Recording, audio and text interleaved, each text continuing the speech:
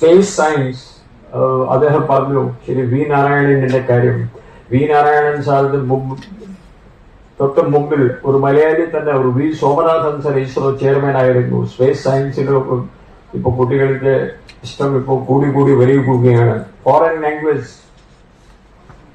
Singing, fashion designing, jewellery designing, event management, cinema ഇത് പറയുകയാണെങ്കിൽ script writing, acting, music, cinematography, അങ്ങനെ നിങ്ങൾക്ക് ഇഷ്ടം എന്നാണ്. ആ ഇഷ്ടം നിങ്ങൾ ആദ്യത്തെ തീരുമാനിക്കണം. അത് പാരന്റ്സിനോട് പറയണം. So that parents can prepare and send you to the concern places for the degree or diploma. ഇത് ചെയ്യുമ്പോൾ അതിന്റെ ചെറിയ വഴികൾ മതിയാവും. Number 1, well reading. ഇപ്പോ റീഡിങ് ഇപ്പോ ഇല്ല. These cognitive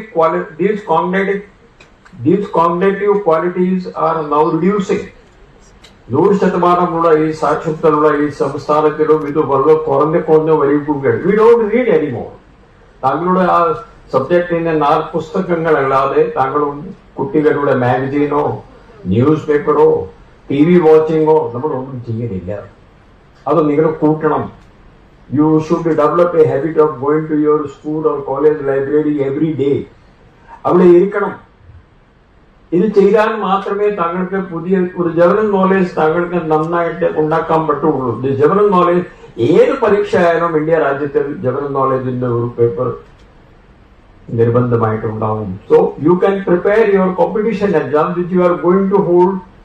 You are going to appear after higher secondary, but the general knowledge thing you can prepare from 6th, 7th onwards.